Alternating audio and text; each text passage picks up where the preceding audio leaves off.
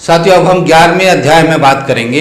एक तो धन का कैसे बंटवारा होगा, दान के बारे में, दान और पुण्य के बारे में बहुत विस्तार से लिखा हुआ है कि प्रायश्चित, जो गलत काम हो जाते हैं उनका प्रायश्चित कैसे करना, उसके बारे में बहुत विस्तार से लिखा हुआ है। इसमें आगे कहा गया है कि यदि कोई अपनी जाति के जो काम है उससे अगर निर्धारित उसके जीवन के लिए जितना धन चाहिए उतना नहीं कमा पा रहा तो वो फिर दूसरी जाति का काम कर सकता है। आगे जो धन के बारे में कहा गया है, इसमें कहा गया है कि पहले किस काम के लिए धन चाहिए, यज्ञ करने के लिए, संतान पैदा करने के लिए, भरण पोषण के लिए। पहला पार्ट है किस काम के लिए धन चाहिए, और दूसरा पार्ट है कि धन किसको चाहिए, ब्राह्मण है, वैश्य है, शूद्र है, किसको धन चाहिए, कितना योग्य है। तो इसमें कहा गया है कि उसको जैसा योग्य है, जो उसकी स्थिति है, जो उसका कर्म है और योग्य है, योग्यता है, उसी के आधार पे इनको धन देना चाहिए।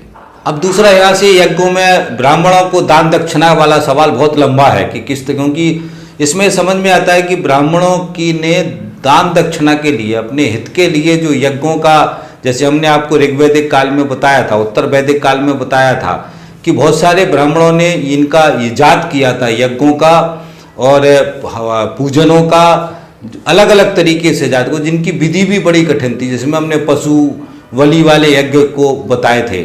तो ये जो यज्ञ थे इसके अलग अलग बहुत सारे यज्ञ ब्राह्मण करवाते थे और यज्ञों में फिर दान दक्षिणा लेते थे, और दान दक्षिणा जो लेना है यही इनका जो है धन था, इसी से अपने जीवन को चलाते। तो दान दक्षिणा लेने के चक्कर में ये बहुत सारी ऐसी रीति रिवाज, बहुत सारी ऐसी चीज़ों को इन्होंने पैदा किया जिससे समाज में वो बहुत लंबे समय तक रहीं।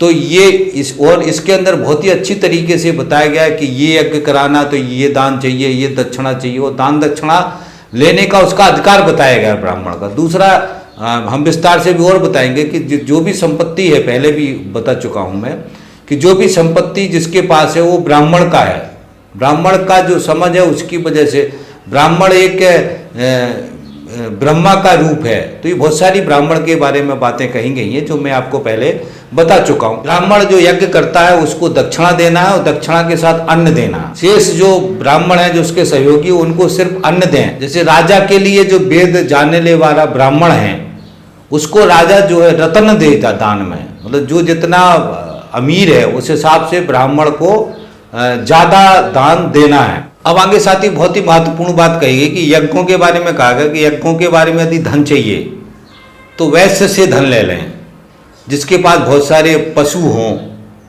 तो ऐसा जो वैश्य है, जो पशुपालन हो, बहुत सारे उसके पशु हों उसके पास, तो ऐसे वैश्य के पास जा करके उसको यज्ञ के लिए उससे धन ले लें। ले लें का अर्थ ये है कि उससे ले लें, मतलब वो मना भी करे तो भी ले लें। आगे इसमें और विस्तार से है कि यज्ञों के लिए धन जो लेने का है उसमें जिससे ज़रूरत है ब्राह्मण जिससे चाहे उससे धन ले सकता है। एक बात तो ये। दूसरा इसमें समझना है कि दोबारा यहाँ फिर ये इस सेंटेंस में अंकित होता है कि वैश्य जो है जिनके पास बहुत सारी गायें हैं, तो वैश्य ही जो है गायों का पालन करते थे। गौपालन का काम वैश्यों का था। ये बार बार मैं अंकित कर रहा हूँ क्योंकि बहुत बड़ा पार्ट है जिसको हमको ध्यान रखना है। और गौपालन का काम वैश्यों का था और उनकी सेवा करना शूद्रों का काम था। तो जो गौपालन की सेवा करते थे वो शूद्र थे और उसके मालिक जो है वैश्य थे। ये बात यहाँ पे फिर स्पष्ट हो रही है, जिसको साथी हमको ध्यान देना है, क्योंकि मैं बहुत पीछे से आपको बताते आ रहा हूँ कि जो ओबीसी की जातियाँ हैं वो शूद्र हैं। इसको मैंने बहुत अच्छी तरीके से आपको समझाया है पिछले वीडियो में। आगे कहा गया है कि यदि यज्ञ के कुछ अंग शेष रह जाएं, थोड़ा बहुत यज्ञ बचे और उसके लिए पैसा ना हो, तो जो शूद्र हैं उनसे बलपूर्वक आप दान लें, अन्न लें, उनका सामान लें, क्योंकि शूद्रों का जो है यज्ञों से संबंध नहीं है, वो यज्ञ नहीं कर सकते। इसलिए यज्ञ करने के लिए ब्राह्मण जो है या क्षत्रिय जो है शूद्रों से वो दान ले सकते हैं बलपूर्वक।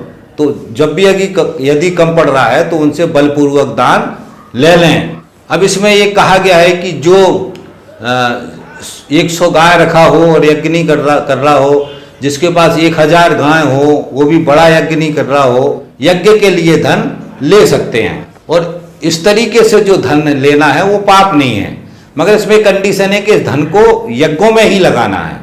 अब आगे कहा गया है कि यज्ञों के लिए जो धन ना दे उसका धन हरण कर लेना चाहिए, मतलब जो धन है उससे वो पूरा छुड़ा लेना चाहिए। अब आगे कहा गया है कि यज्ञ के लिए खेत से, खलिहान से, घर से अन्न जो है चुरा सकते हैं, और चुरा के अन्न ले आए यज्ञ के लिए, और बाद में उसका जो मालिक पूछे कि कौन चुरा ले गया तो उसको बता दें कि मैं चुरा ले गया।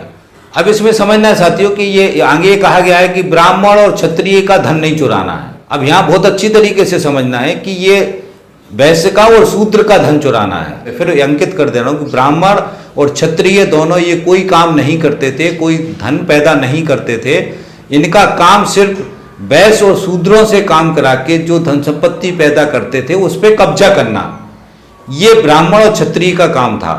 इसलिए वो यहाँ फिर कहते हैं कि इसमें जो चोरी करनी है या जो धन छुड़ाना है, जो धन लेके आना है यज्ञों के लिए, उसमें ब्राह्मण और क्षत्रिय के घर से या इन दो जातियों के परिवारों से धन ना चुराना है, ना लेके आना है, ना जबरदस्ती इनसे नहीं लेना है। वैश्य और शूद्रों के घर से ये सारा धन चुराना है और उठाना है। आगे कहा गया है कि यज्ञ पूर्ति के लिए ब्राह्मण का धन कभी नहीं लेना चाहिए, और जो क्षत्रिय है उसका यदि वो क्षत्रिय कर्म से भटक गया है तो उसका क्षत्रिय का धन भी लिया जा सकता है, मगर उससे का जो क्षत्रिय धर्म से भटक गया है उसके अलावा जो धन लेना है वो वैश्य और शूद्रों से लेना है। और ब्राह्मण जो यज्ञ करने वाले जो जिनके पास धन है, जो यज्ञ कराते हैं, उनके धन को देवधन कहते हैं, और जो यज्ञ नहीं कराते हैं उनके धन को राक्षस धन कहते हैं। आगे कहते हैं कि ये जो चोरी की जाती है यज्ञों के लिए, जो चोरी करके लाता है, ये करने पर राजा उसको कोई दंड ना दे, ये करता है तो इस कारण से ब्राह्मण भूखे सोते हैं। ये अन्न दान धन है वो सारा ब्राह्मण ले जाते थे यज्ञों से। तो ये कहा गया है कि जो ये खलिहानों से लेके आते हैं या चोरी से लेके आते हैं, अगर लोग दान नहीं दे रहे हैं, और जो यज्ञ में जो इकट्ठा होता है वो यज्ञ का सारा अन्न जो है ब्राह्मण ले जाते हैं, अन्य धन जो भी है। यदि इस चोरी के पे राजा रोक लगाता है तो ब्राह्मण भूखे सोएंगे, इसलिए इसको राजा को भी इसमें कोई दंड नहीं देना है, ताकि ब्राह्मणों को अन्न मिलता रहे और ये आराम से मालामाल होते रहें। आगे कहा गया है कि शूद्र से ब्राह्मण को दान नहीं लेना है, मगर यदि कम पड़े तो उससे लूटे लेना है, उससे जबरदस्ती ले लेना है। आगे ब्राह्मण की शक्ति का वर्णन किया गया है कि ब्राह्मण बहुत ही शक्तिवान है, और ब्राह्मण जो मुख से बोलता है, जो उसके शब्द हैं वो ब्रह्म वचन है। और आगे कहा गया है कि वैश्य और शूद्र से धन लेकर के, यज्ञ के नाम पे धन लेकर के, और ब्राह्मण अपनी जो है विपत्ति को हटाए, विपत्ति में ना रहे। इस समाज के अंदर दो लोग थे जो कोई काम नहीं करते थे, वो ब्राह्मण और क्षत्रिय। दो वर्ग थे जो सारे काम करते थे, जिसमें वैश्य और शूद्र, जिसमें वैश्य मालिक थे और शूद्र उनकी मेहनतकश वर्ग था, मेहनतकश जनता थी। ये हमको समझना है अच्छी तरीके से कि शूद्र जो है मेहनतकश वर्ग था, ओबीसी की जातियां शूद्र हैं, ये सब मेहनतकश वर्ग था। उसके अलावा जो अतिशूद्र हैं, वर्ण संकर से जो अतिशूद्र हैं, चंडाल हैं, और भी बहुत सारी जातियां बताई गई हैं जो पिछले वीडियो में बता चुका हूं। ये शूद्र के अतिशूद्र हैं, जिनको हम आज शूद्र समझते हैं, दलित और महादलित को, ये शूद्र से अतिशूद्र हैं, इसलिए शूद्र जातियां ओबीसी की थी। तो ये हमको समझना है। और अगर हम मेहनतकश वर्ग की बात करते हैं तो अगर पिछले समाज को, इस समाज को हम जोड़ते हैं तो राजाशाही की व्यवस्था और पूंजीपति की जो व्यवस्था, पूंजीवादी व्यवस्था है, उसमें राजा का रोल जो की जगह जो है, जो ब्राह्मण और क्षत्रिय का रोल था राजाशाही में, वो रोल आज की तारीख में पूंजीपति के पास आ गया। और पूंजीपतियों ने फिर राज सत्ता, जो सरकारें हैं, उसको बनाया। इसका मेन मालिक जो है पूंजीपति है। जो ब्राह्मण का रोल था वो रोल आज के समय में पूंजीपति का है, और जो सरकारों का रोल है वो क्षत्रिय का रोल सरकारों का है। तो पूंजीपति ही सरकारें बनाते हैं और बिगाड़ते हैं। तो पहले ब्राह्मण ताकत में थे, अभी पूंजीपति ताकत में है। पहले जो है व्यापारी और वैश्य और शूद्र थे, मेहनतकश वर्ग जो था, व्यापारी जो थे, जो दुकानों से लेकर के सारे थे व्यापार करने वाले, वो वैसे थे, और उसमें उनके मेहनतकश वर्ग जो है वो शूद्र था। तो अभी अगर हम मेहनतकश वर्ग की बात करें तो जितने मजदूर हैं, कर्मचारी हैं, खेत मजदूर हैं, जितनी भी प्रकार की प्रवृत्ति हैं, उसमें आज चारों वर्णों के लोग हैं। उसमें ब्राह्मण भी है, क्षत्रिय भी है, वैश्य भी हैं और शूद्र भी हैं और अति शूद्र भी हैं। सब प्रकार के लोग आज मजदूर वर्ग है, मेहनत कश वर्ग है। जो मेहनत कश वर्ग उस समय शूद्र था साथियों। तो इस बात को बहुत अच्छी तरीके से ध्यान रखना है। इसके बाद साथियों फिर पाप और पुण्य और प्रायश्चित। मनुस्मृति के अंदर जितने गलत काम करने का मना है, फिर गलत काम करते हैं और फिर गलत काम करने का प्रायश्चित है। कुछ लोगों को गलत काम करने की छूट है और उसके अलावा गलत काम नॉर्मल भी कर रहे हो तो उसका फिर प्रायश्चित करके उसको खत्म कर लेना। मतलब धर्म के अंदर भी ये स्थिति है कि आप शोषण करो, आप गलत काम करो, लोगों पे आप अत्याचार करो और अत्याचार करने के बाद फिर उसका प्रायश्चित कर लो। मतलब पहले पाप करो, पाप करने के बाद फिर पुण्य करो। तो जो पुण्य करोगे, पुण्य से आपके पाप जो है खत्म हो जाएंगे। तो आपने जो गलत काम किए हैं उसको खत्म करने के लिए आप पुण्य कर लीजिए। तो हर गलत काम करना है और गलत काम का जो समाधान है वो पुण्य करके, प्रायश्चित करके आप उसको खत्म कर दीजिए। तो ये इसमें एक अत्याचार करने का व्यवस्था है जिसके बाद में उसको छूट है। और दूसरा फिर प्रायश्चित के नाम पे हवन है, यज्ञ है, पूजा है, पाठ है, विधि है। इनसे जो है ब्राह्मण जो करवाते हैं, इनसे उनको धन मिलता है, उनकी जीविका चलती है, उनको अन्न मिलता है, उनको दान मिलता है। तो ये ब्राह्मणों की जो आय का व्यवस्था था ये प्रायश्चित में था। इसलिए उन्होंने हर चीज का एक प्रायश्चित बनाया, हर काम का प्रायश्चित बनाया कि आप अगर ऐसे कर रहे हैं तो आप ऐसे करके प्रायश्चित कर लो, हवन करा लो, पूजा करा लो। तो हर चीज का विकल्प है पूजा पाठ में बनाया ब्राह्मणों ने, क्योंकि उनको उससे आय होनी थी, उनसे उनको धन चाहिए था, उनसे उनको अन्न चाहिए था। तो ये सारी व्यवस्था विधिवत ब्राह्मणों ने इसको बनाया। और साथ ही यहाँ से अब ये जो हम अलग अलग व्यवस्था, इससे हम इस व्यवस्था को भी समझेंगे कि उस समय व्यवस्था की किस तरीके की समाज था, किस तरीके की स्थिति थी, कौन सी चीज़ें वर्जित थी, कौन सी चीज़ों को गलत कहा गया था, तो और कौन कौन सी चीज़ें हो रही थी। इससे हमको एक बात और समझ में आती कि जो इसमें मनुस्मृति में रोकने की कोशिश की गई, जिस काम को गलत कहा गया, जिस काम को रोकने की कोशिश की गई, उसका अर्थ यह है कि वो काम उस समय बहुत ज़्यादा हो रहा था। तो इससे हमें समाज के परिदृश्य को भी साथ ही समझ पाएंगे। तो अब इसको शुरू करते हैं। इसमें कहा गया है कि जो बुरा काम होता है, पाप करते हैं, वो पाप का जो है फल मिलता है। जैसे सोना चुराता है उसके नाखून खराब होते हैं, शराब पीने वाले के दांत काले होते हैं, ब्रह्म घात करने वाले को क्षय रोग होता है, और गुरु पत्नी के साथ व्याभिचार करने वाले को जो उसका जननेंद्र होता है उसके ऊपर की चमड़ी खराब होती है। चुगली और झूठी निंदा करने वाले जो व्यक्ति हैं उनके मुंह से और नाक से दुर्गंध आती है। धान्य चुराने वाले अंगहीन होते हैं, मिलावट करने वालों के अधिक अंग होते हैं। ब्रह्म हत्या, मदिरापान और चोरी और गुरु पत्नी गमन, ये चार जो है सबसे बड़े अपराध हैं। तो इसको साथ ही समझना है कि ये जो ब्रह्म हत्या उस समय बहुत होती थी। इसका अर्थ ये है क्योंकि ब्राह्मण जो कहते थे उसके कारण से आदमी परेशान होते थे, परेशान होकर के ब्राह्मणों से लड़ते थे, क्योंकि तरह तरह के नियम लगाते थे। तो इससे परेशान होती थी जनता। तो इस कारण से ब्राह्मणों की सुरक्षा के लिए राजा को ब्राह्मणों ने अपनी सुरक्षा के लिए बहुत सारे नियम बनाए, जो मैं आपको पीछे बता चुका हूं। तो ब्रह्म हत्या एक बड़ा समस्या था।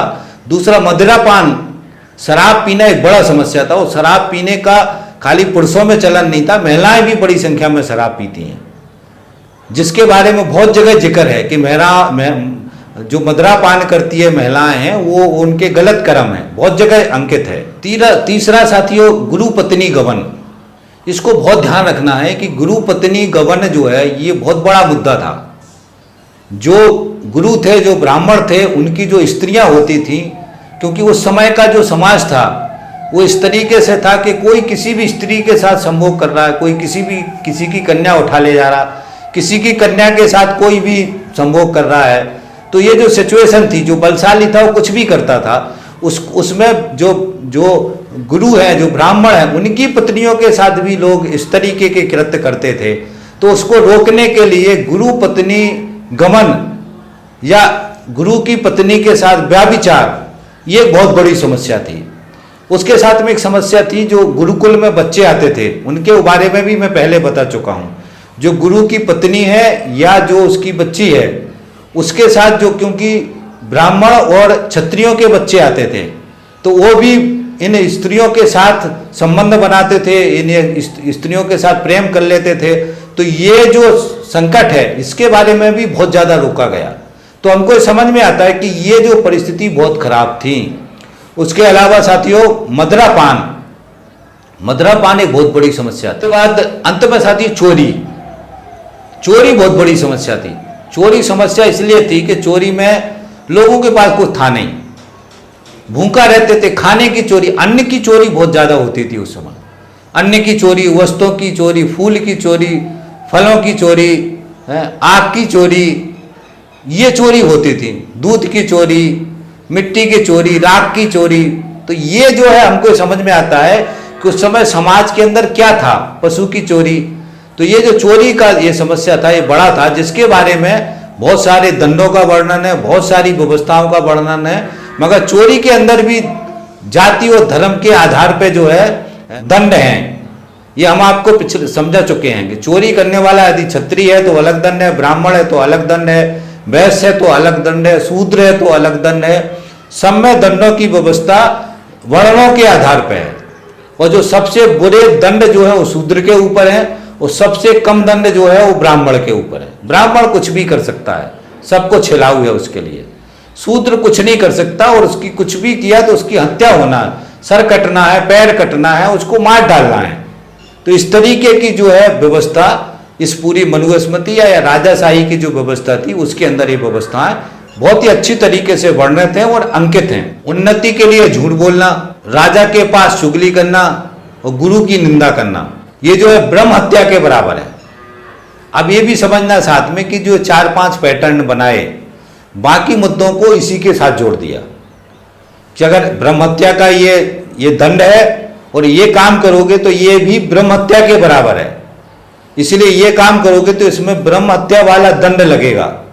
इस तरीके से सारे मुद्दों को कंट्रोल करने के लिए इस तरीके से किसी में ब्रह्म हत्या, किसी में चोरी की का कृत्य, इस तरीके से अलग अलग जो गुरु पत्नी गमन का कृत्य, ऐसे करके जो 3-4 मैंने प्रमुख बताए, इनको अलग अलग मुद्दों पर भी इसके साथ अटैच करके दंड देने की व्यवस्था बनाई गई। पढ़े हुए वेद को भुला देना, वेदों की निंदा करना, झूठी गवाही देना, अपने मित्र का वध कर देना, गर्हित या अखाद्य वस्तुओं को खाना, ये मदिरापान के बराबर है। अब ये कोई कृत्य करेगा तो उसमें जो मदिरापान का जो दंड है वो दंड इसमें दिया जाएगा।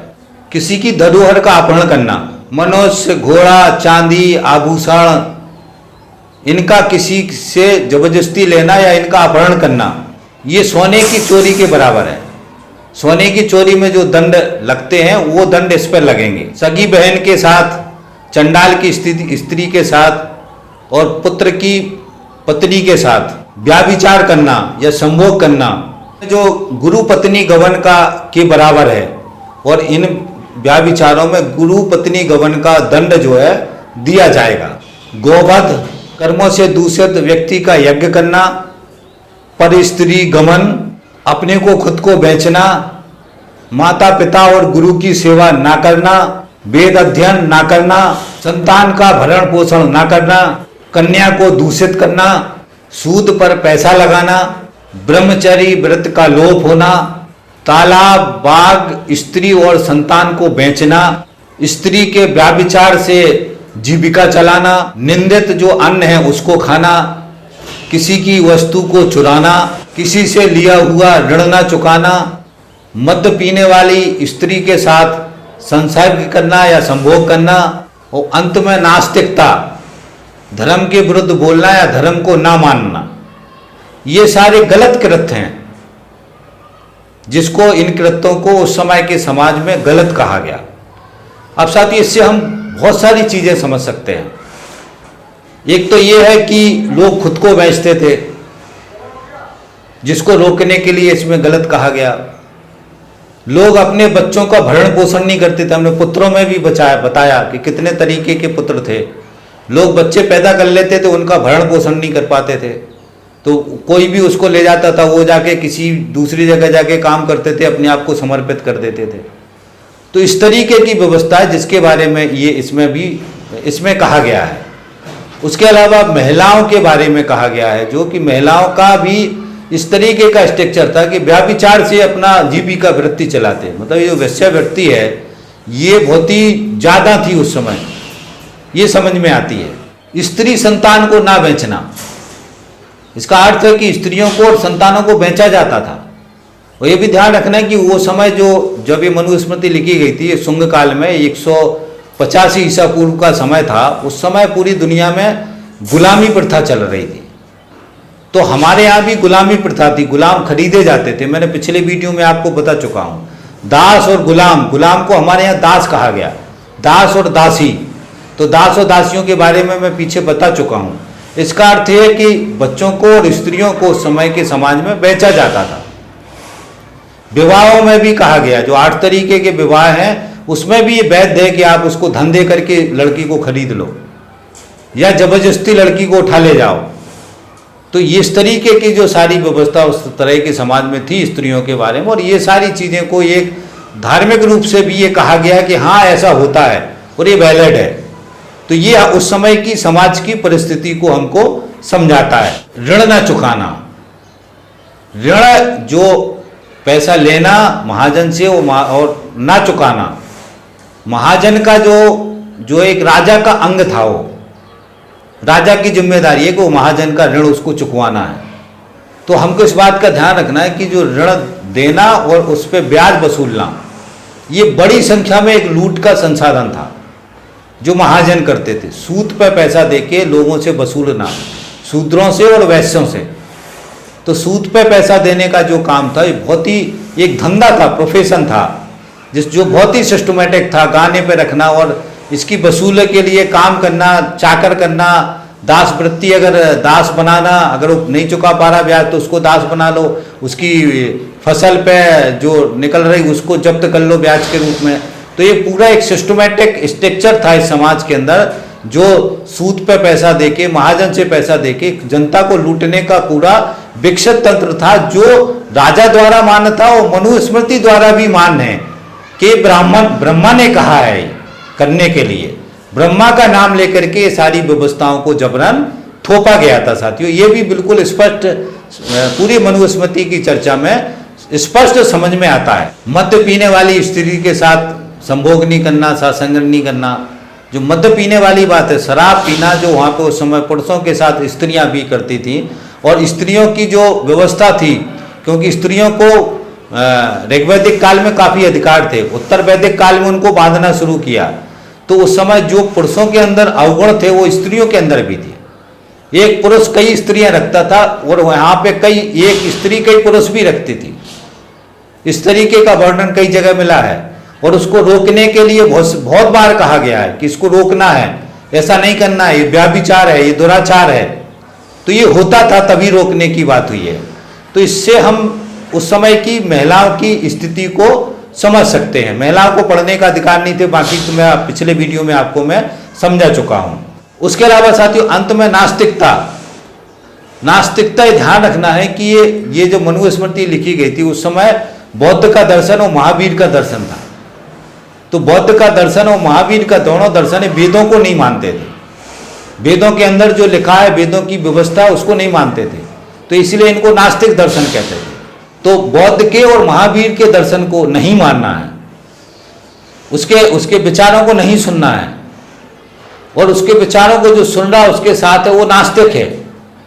तो नास्तिकता ही एक गलत काम जो है या गलत कृत्य या समाज में एक निरादर का काम इसके अंदर मनुस्मृति के अंदर जो है कहा गया है। इस बात को भी हमको ध्यान रखना है। आगे इसमें फिर कुछ चीज़ों को रोकने के लिए कहा गया है।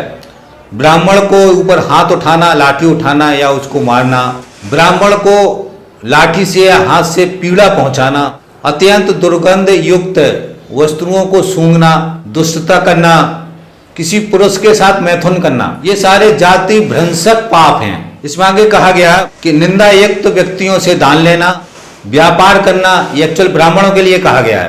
शूद्रों की सेवा करना, ये पात्रीकरण पाप हैं। इसमें एक चीज और ध्यान रखना साथियों कि ब्राह्मण को बहुत ही ताकत से कहा गया है कि आपको शूद्रों की सेवा नहीं करना। सेवा करने के लिए ब्रह्मा ने शूद्रों को बनाया है, तो शूद्रों से सारे कार्य करवाना, ब्राह्मण को कोई कार्य नहीं करना है। अगर ब्राह्मण शूद्रों के कोई कार्य करता है तो ये पाप है। इसके बाद साथियों प्रायश्चित करने के उपाय बताए कि क्या क्या प्रायश्चित करना है, और जो मैंने बताया सारे प्रायश्चित का नियम बताए। प्रायश्चित के नियम बहुत विस्तार से हैं, मनुस्मृति के अंदर बहुत ही विस्तार से लिखा। ये ब्राह्मण इनका काम यही रहा, लिखने का, बनाने का, करने का, हर चीज को, बाल की खाल, खाल की बाल, तो बहुत ही अच्छी तरीके से बहुत सारे प्रायश्चित इसके बारे में बताए हैं। जिसमें ये कहा गया कि एक है, जैसे उदाहरण के लिए कुछ मैं बता देता हूं आपको, कि गुरु पत्नी के साथ जो संभोग करता है, व्याभिचार करता है, उसका प्रायश्चित करने का कैसे प्रायश्चित करें। तो उसमें कहा गया है कि वो जो है एक तो लोहे की गर्म सलाखाओं के साथ उसको एक स्त्री, लोहे की स्त्री बना के उसका आलिंगन करे और उसमें गर्म जलती हुई धधकती आग में जाके उसका आलिंगन करे और जल के खाक हो जाए। दूसरा जो उपाय इसमें ये बताया गया है कि जो व्यक्ति है वो अपना लिंग और अंडकोश दोनों काटे अपने हाथ से और अपने हाथ में रखे उंगली में और पश्चिम दिशा में भागे, जहां तक जाए और जाके गिर के मर जाए। तो इस तरीके का ये प्रायश्चित है, ये शूद्रों के लिए है। और शूद्रों के वध का प्रायश्चित क्या करना है, किसी को शूद्र का वध कर दिया है तो ब्राह्मणों को एक बछड़ा या ये गाय दान कर दो, तो जो शूद्र का वध किया उससे प्रायश्चित हो गया। शूद्र का जिंदगी किसी तरीके से है ही नहीं है, उसको उसके ऊपर जितना दमन, जितना कष्ट, जितना जो कुछ भी कर सकते हैं वो अलाउ है इसमें। आगे इसमें एक चीज और कहा गया है, मैंने आपको पीछे सगी बहन, दोस्त की पत्नी या बहू के साथ अगर संभोग करते तो उसके बारे में बताया कि उसका प्रायश्चित जो है वो होगा जो गुरु पत्नी गमन के साथ होता है। उसके आगे इसमें कहा गया है कि ममेरी और फुफेरी और मौसेरी, जो बहन है उसकी लड़की है, उसके साथ यदि संभोग या संसर्ग करते हैं तो उसको चंद्रायण व्रत करना है। चंद्रायण व्रत उसने कर लिया तो उसको इस पाप से मुक्ति हो जाएगी। अब ये सब चीजें उस समय होती थी, इसका मतलब ये सारी चीजें उस समय होती थी और सबके जो है प्रायश्चित के नियम ब्राह्मणों ने बना के रखे हैं कि आप ऐसा करो, कोई बात नहीं, आप ऐसा कर लो। और हर प्रायश्चित से उनको दान दक्षिणा मिलेगी। हर प्रायश्चित के आखिरी में कुछ दक्षिणा, कुछ दान ब्राह्मणों को देना है। यहां तक लिखा है कि ब्राह्मण से अगर हुंकार, हमने कह दिया कि अरे तू चुप हो जा, तो ये भी एक पाप हो गया, वो इसका प्रायश्चित करना पड़ेगा, उसका प्रायश्चित का उपाय है। तो साथियों इस तरीके से ये सारी जो व्यवस्था है इस अध्याय के अंदर, इस तरीके से सारी चीज़ों का वर्णन है। अब ये अध्याय बहुत बड़ा नहीं है, हम इसको काफ़ी लंबा नहीं करेंगे क्योंकि जो मुख्य मुख्य चीज़ें थी वो मैंने बता दी। बाकी बहुत सारी चीज़ें बहुत विस्तार से लिखी हुई हैं जिसका चर्चा करने का कोई औचित्य नहीं है, बहुत लंबा वीडियो हो जाएगा। तो मैं अब इस 11वें अध्याय को साथी यहीं ख़त्म करते हैं। और आपसे अपील है कि आपने यदि हमारे बाकी जो वीडियो है नहीं सुने हैं तो मनुस्मृति के सारे वीडियो सुने। उसके अलावा जो हमारा ये सीरीज है, दर्शन की सीरीज है, इसके अंदर जितने वीडियो है उनको सुने। ये सुनने से आपको बहुत सारा जानकारी, ज्ञान, इस पूरी व्यवस्था को आप समझ पाएंगे। तो इसी आशा उम्मीद के साथ कि आप सुनेंगे और साथ में यदि हमारा चैनल सब्सक्राइब नहीं किया तो उसको सब्सक्राइब कर लें, शेयर करवाने में सहयोग करें। इसी आशा उम्मीद के साथ कि आप सहयोग करेंगे। मैं अपनी बात खत्म करता हूँ और मिलते हैं अगले वीडियो में। थैंक यू साथी, धन्यवाद।